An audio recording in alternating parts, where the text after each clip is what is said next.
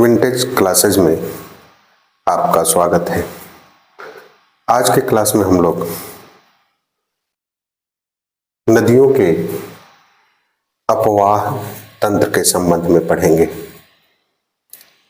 देखिए, अपवाह किसको कहा जाता है? अपवाह नदियों का जो जलमार्ग है उसे नदियों का अपवाह कहा जाता है। अपवाह तंत्र मुख्य नदियों सहित जो उसकी सहायक नदियां हैं, सहायक नदियों सहित मुख्य नदी का जो क्षेत्र है उसको अपवाह तंत्र कहा जाता है। एवं अपवाह प्रतिरूप यह नदियों के ज्यामिति या स्थानीय व्यवस्था को नदियों का अपवाह प्रतिरूप कहा जाता है। देखिए, भारत में पूरे भारत को देखा जाए तो उनके दो अपवाह तंत्रों में उसको विभाजित किया गया है। एक पहला हिमालय का अपवाह, दूसरा प्राय द्वीपीय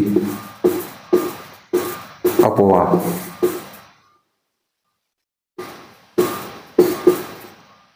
पूरे भारत के नदी तंत्रों को दो अपवाह तंत्रों में विभाजित किया गया है। एक हिमालय, उत्तर भारत का जो अपवाह तंत्र है उसे हिमालय अपवाह के नाम से जाना जाता है, और दक्षिण भारत का जो अपवाह तंत्र है उसे प्रायद्वीपीय अपवाह तंत्र कहा जाता है। आज हम लोग उत्तर भारत के हिमालय अपवाह के संबंध में पढ़ेंगे। देखिए, हिमालय के निर्माण से पूर्व, हिमालय के निर्माण से पहले उत्तर भारत की तीन ऐसी नदियां थीं। एक सिंधु, सतलज और यहीं से पास से निकल के ब्रह्मपुत्र नदी जो पूरब तरफ बहती थी,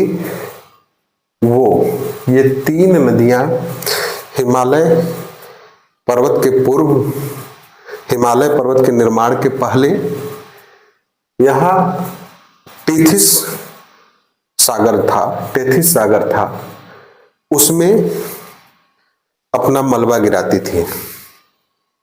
ठीक है। उसके बाद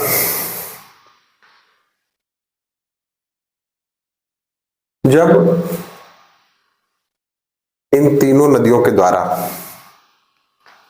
टेथिस सागर में मलबा गिराया जाता रहा निरंतर,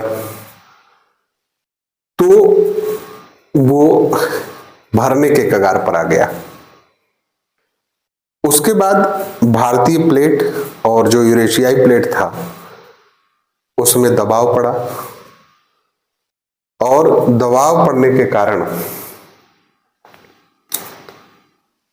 बृहद हिमालय का निर्माण हुआ। ठीक है। बृहद हिमालय, ट्रांस हिमालय जो हिमालय के निर्माण से पूर्व उसका निर्माण हो चुका था, उसके बाद बृहद हिमालय, ये बृहद हिमालय जैसे है। इसको समझने के लिए हम बता रहे हैं आपको, दबाव के कारण बृहद हिमालय का निर्माण हुआ। ठीक है। फिर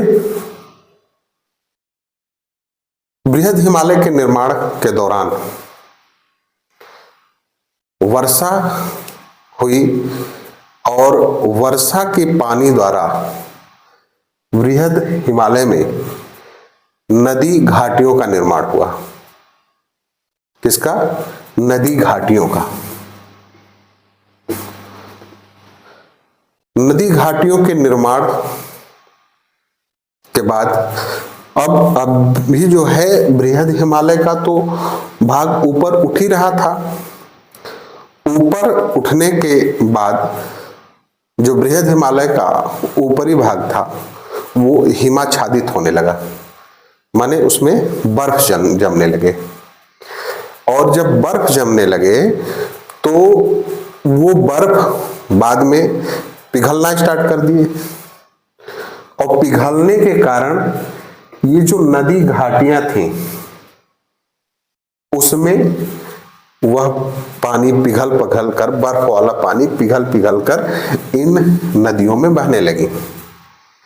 इससे मतलब वो ग्लेशियर का निर्माण हुआ, और ग्लेशियर के बाद इन नदियों में पानी बहने लगा तो हिमनद का निर्माण हो गया। ठीक है, तो इससे यह स्पष्ट हुआ कि पहले किसका निर्माण हुआ? नदी घाटी के बाद हिमनदों का निर्माण हुआ। ठीक है, अब देखिए ये जो बृहद हिमालय से बहने वाली नदियां थी, ठीक, बृहद हिमालय से बहने, अब तो जब बृहद हिमालय का निर्माण हो गया तो टेथी सागर का कुछ भाग आगे बचा हुआ था। तो बृहद हिमालय से निकलने वाली नदियां अब किसका अनुसरण की? इसके ढाल का। जब ये ढाल का अनुसरण की तो इसे अनुवर्ती नदी कहा गया, और जो सिंधु नदी और सतलज नदी, ब्रह्मपुत्र नदियां थीं वो पूर्ववर्ती नदियां कही जाती हैं, क्योंकि इनका जो बहाव है ये हिमालय पर्वत के निर्माण के पहले भी ऐसे ही था। ये नदियां जो है आगे बह के, जब हिमालय पर्वत का निर्माण हुआ तो आगे बह के इन्होंने गार्ज का निर्माण किया। गार्ज देखिए, गार्ज जैसे ये है, ये ऊंचाई, इधर से नदियां आ रही हैं और नदियां पानी बहा के ऐसे गर्त का निर्माण करती हैं, जो एकदम गहरे गड्ढे का निर्माण की, इसको गार्ज कहते हैं। ठीक, तो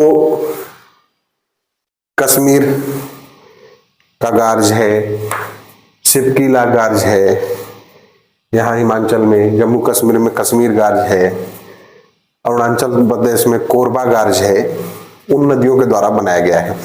और लेकिन इधर जो है ये अनुवर्ती नदियां थी, अनुवर्ती नदियां जो जिस तरफ ढाल है उसी तरफ वो बहती हैं।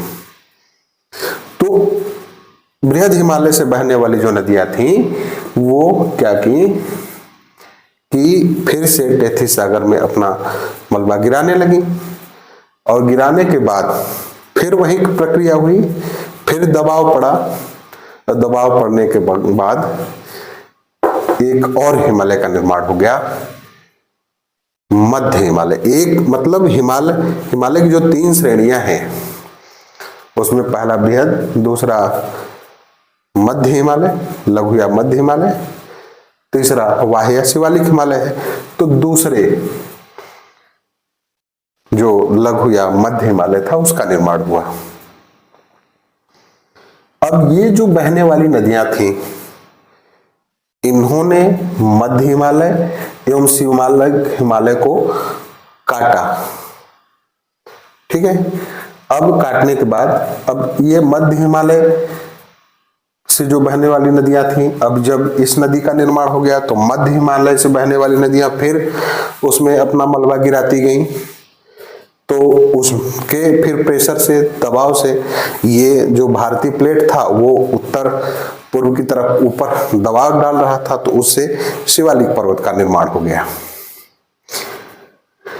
अब देखिए जो बृहद हिमालय से बहने वाली नदियां हैं, जैसे ये गंगा है, यमुना है, गंडक है, कोसी है, ठीक, तीस्ता है, ये सब नदियां बृहद मध्य हिमालय एवं शिवालिक हिमालय की पूर्ववर्ती नदियां कही जाएंगी।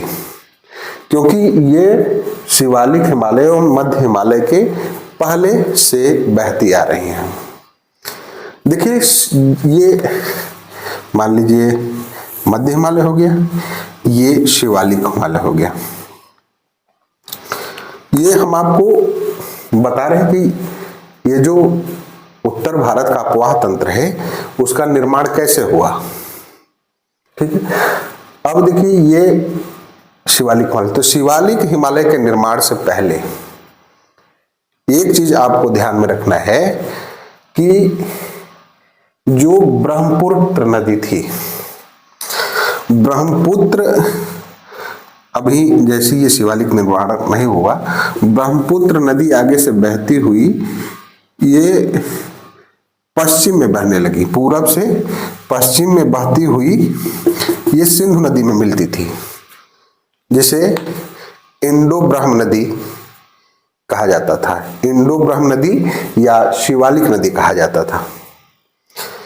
अब इसके द्वारा लगातार टेथिस सागर में मलबा गिराया गया। ठीक है, और मलबा गिराने के कारण, ठीक, अब ये टेथिस सागर वही उसमें मलबा धीरे धीरे भरने लगा। अब जो है फिर दबाव पड़ा, दबाव पड़ने के कारण शिवालिक पर्वत का निर्माण हो गया यहां। अब जब शिवालिक पर्वत का निर्माण हो रहा था उसी समय अरावली पर्वत का जो भाग है दिल्ली का, जो कटक है दिल्ली के आसपास, ठीक है, दिल्ली के आसपास एक दिल्ली कटक का निर्माण हुआ। और दिल्ली कटक के निर्माण के कारण ये जो इंडो ब्रह्म नदी का पानी था इधर से क्या हो गया, अवरोधित हो गया। अब इधर ये पानी नहीं बहता था, मतलब दिल्ली के इस तरफ पानी बहना बंद हो गया, तो उसे परित्यक्ता घाटी के नाम कहा जाता है। परित्यक्त हो गया वो, उसमें पानी बहना बंद हो गया, तो परित्यक्ता घाटी के नाम से जाना गया। वर्तमान समय में भी जो घग्गर नदी है या सरस्वती नदी, घग्गर नदी को सरस्वती नदी भी कहा जाता है, ये इसका अवशेष बचा हुआ है। अब जब ये इस कटक का निर्माण हो गया तो इस कटक के निर्माण से जो इंडो ब्रह्म नदी का जो पानी था वो छिन्न भिन्न हो गया। और छिन्न भिन्न होने से भारत में, उत्तर भारत में जो है 3 नदी तंत्रों का विकास हुआ। ठीक है, जिसमें से 3 नदी तंत्र हैं। देखिए ये कंसेप्ट है, इसको समझना है कैसे हुआ, क्या हुआ, इसको समझ जाएंगे तो याद करने में कोई दिक्कत नहीं होगी। अब 3 नदी तंत्र कौन बने? सिंधु,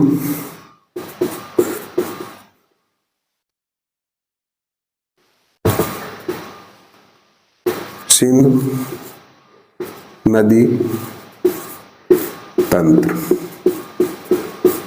दूसरा गंगा नदी तंत्र, फिर ब्रह्मपुत्र नदी तंत्र। ठीक, आज के क्लास में हम लोग सिंधु नदी तंत्र, हमने नदी तंत्र आपको बताया, आज की क्लास में हम लोग सिंधु नदी तंत्र के बारे में पढ़ेंगे, क्योंकि ये बहुत ही लंबा चैप्टर है। तो आज हम लोग सिंधु नदी तंत्र हमने बताया कि जो मुख्य नदी है उसकी सहायक नदियों को लेके जो पूरा क्षेत्र होता है वो नदी तंत्र के रूप में माना जाता है, नदी तंत्र उसको कहा जाता है। ठीक है, तो सिंधु की सहायक नदियों के साथ संपूर्ण जो सिंधु नदी का जाल बिछा हुआ है उसे सिंधु नदी तंत्र के नाम से जाना जाता है। तो सबसे पहले हम लोग सिंधु नदी देखेंगे। सिंधु नदी कहां से निकलती है?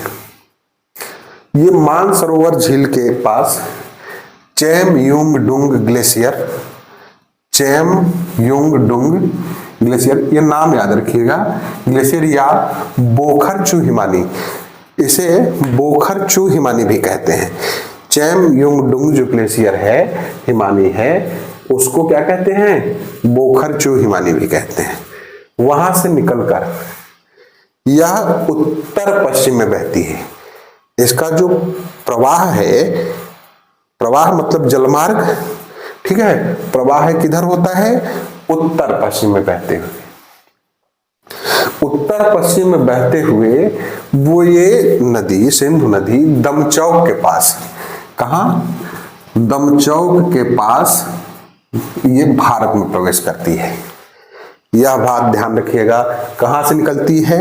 चेमयुंगडुंग ग्लेशियर या जो है बोखरचू हिमानी से बहती हुई कहां भारत में प्रवेश करती है? दमचौक के पास से। यह भारत में प्रवेश करती हुई जो लद्दाख जो केंद्र शासित प्रदेश है, हाँ, लेह से होते हुए ये जो नंगा पर्वत है, नंगा पर्वत के उत्तर में यह जो है बुंज के पास, वहीं कश्मीर गार्ज का निर्माण करती है, जो हमने आपको बताया कि ये कगार है और यहां से नदी बहती है जो तेज धार बहती हुई एक गर्त का निर्माण करती है, उसे क्या कहते हैं? गार्ज कहते हैं। तो ठीक है, ये गार्ज का निर्माण करती है। गार्ज का निर्माण करते हुए आगे बढ़ती ही, आगे चिल्लास के पास, चिल्लास भारत में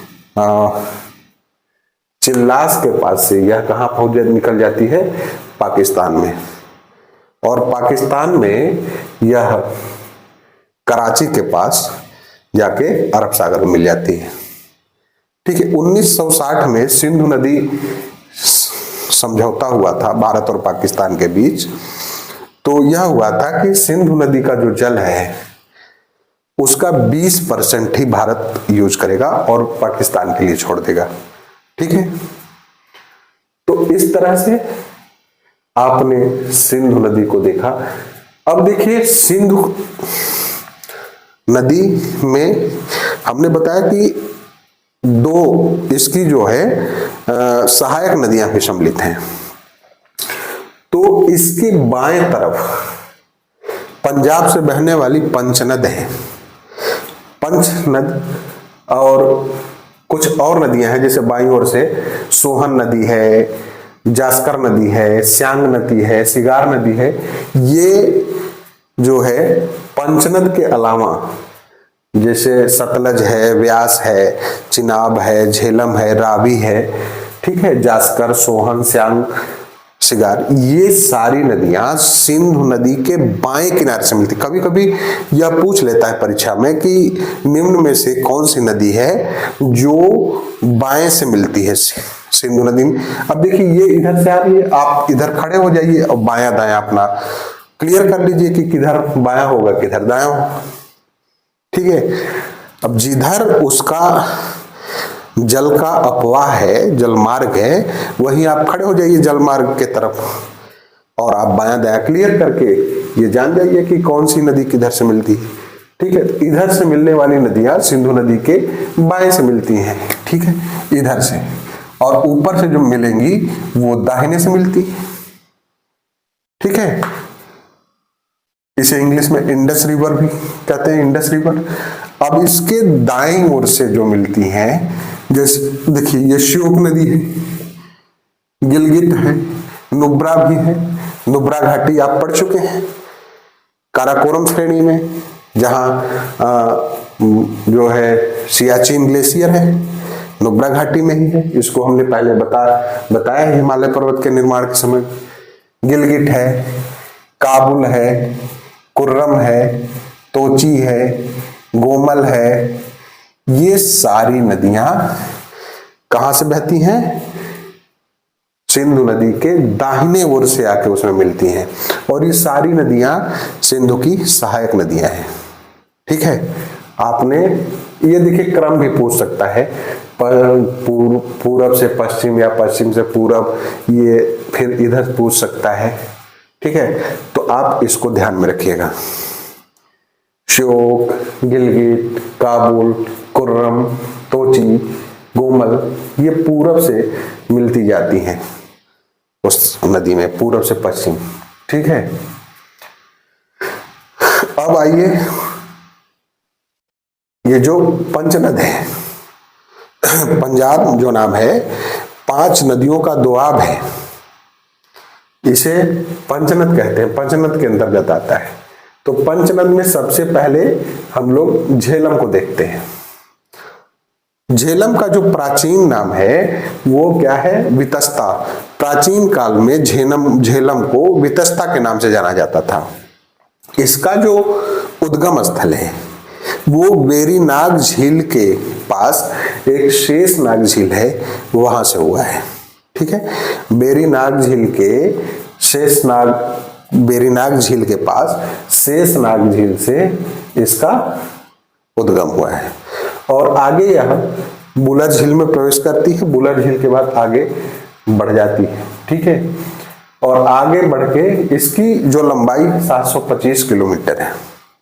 ठीक, आगे यह झंग जिले, पाकिस्तान के झंग जिले में त्रिम्मू के पास किसमें मिल जाती है? चिनाब नदी में मिल जाती है। किसमें? चिनाब नदी में। तो झेलम किसकी सहायक नदी है? पहले चिनाब की सहायक नदी है, यह बात ध्यान रखिएगा। और चिनाब जो है जाके सतलज में मिलती है। सतलज इन 5 नदियों के जल को लेके मीठन कोट के पास इसमें मिल जाती है, सिंधु नदी में। तो लास्ट में कौन मिलता है? सतलज। पूरे नदियों के पानी को लेके कौन मिलता है? सतलज। तो ठीक है, इस बात को आप ध्यान में रखेंगे कि चिनाब का उद्गम स्थल कहाँ है? चिनाब नहीं, झेलम का उद्गम स्थल कहाँ है? ठीक है, शेषनाग या बेरीनाग भी देता है। जैसे शेषनाग नहीं है तो बेरीनाग, और बेरीनाग शेषनाग दोनों भी है तो शेषनाग। ठीक है, अब आते हैं हम लोग चिनाब नदी पूरे सिंधु नदी की जो सहायक नदियां हैं उसमें सबसे लंबी नदी है। पहला चीज जान लीजिए। ठीक है, अब ये जो हिमाचल प्रदेश है, ठीक है, ये लाहौल जिला है, वहां बारालाचा दर्रा है।